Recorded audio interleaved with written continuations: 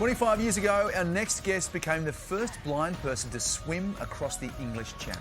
Since then, James Pittar has taken on the world, swimming in multiple open water challenges across several continents, and now has set a new challenge right here in Australia. Yeah, James joins us right now, along with Alison Hill from the Fred Hollows Foundation. Thank you so much for being with us. This is amazing. We are in the presence of royalty. This is so good, James. Firstly to you, where did you find this passion?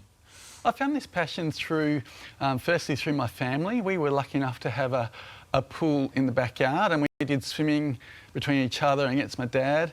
And then I thought I'd like to, once I started losing my eyesight, I then got involved in blind swimming pool competitions. But I realised that I wasn't a sprinter, so that wasn't going to be the go. Then I branched, then I branched into open water swimming, which has taken me all around the world. Wow. That is amazing, being able to go all around the world and swim in those places. Is there a particular adventure that has stood out to you? Yes, the adventure would be in 2013. I was involved in the first ever staged relay swim across the entire length of the Bering Strait between Russia and America, and we did it without wetsuits. We lived on a Russian military ship for 12 days. We had 65 of us and from 15 other countries. It took us about 7 days in swimming terms. We sort of, and each time we go out there, we'd swim for 10 minutes in a relay, and then you would high five the next person in the relay. And I never thought when I got involved in open water swimming that I'd be high fiving a Czech Republican in the middle of the Bering Strait. We encountered 6 metre swells, fogs, currents, but we eventually got there. We did get to America, yes. It took us 7 days. Unbelievable! Wow, that is amazing. And James, so you had your sight as a child. What happened? I did up to about the age of 16 when I developed an eye disease called retinitis pigmentosa, and it destroys the retina, the back part of the eye. And then from there, it's sort of to my mid to late 20s, it totally went then. So it sort of was a degenerative. It started out not too bad, but then it sort of quickly went after that, and then at about my late 20s I was totally blind. Gee whiz. So what can you tell us then about your next big swim? Well, my next challenge is the Fred's Big Run in August. My challenge is to swim at least 100 kilometres in the month of August and try and raise at least $5,000 for the Fred Hollows Foundation.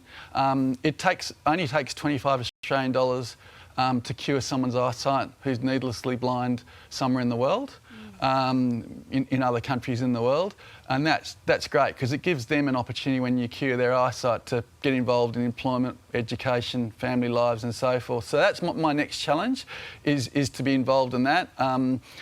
And I think on your screen you'll have my fundraising page, so anyone who wants to donate, they can go to my fundraising page. Or if you want to get involved in the swim for this year, or the run, I should say, you can do any type of exercise in the month of August. You can sign up yourselves on the www.fredsbigrun.org. Yeah. So, and you can go as an individual or you can go as a team. Absolutely. Amazing. Fred's Big Run charity campaign. It's amazing. Alison, let's bring you in right now.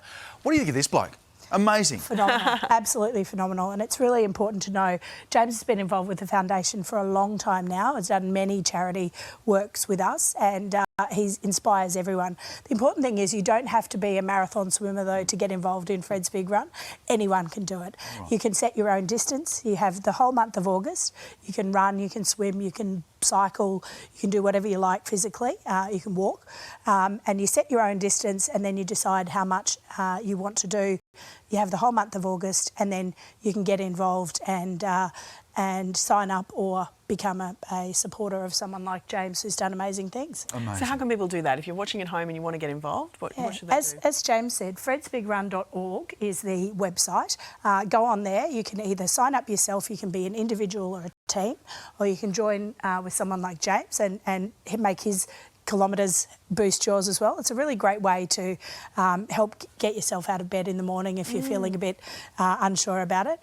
And as James said, it helps restore sight to people around the world. There's 1.1 billion people in the world who are avoidably blind or vision impaired, and we can fix that if we have the resources to do it. Amazing. Well, thank you. Yeah, so good. James, lastly, what inspires you? You inspire me so much, what you are doing.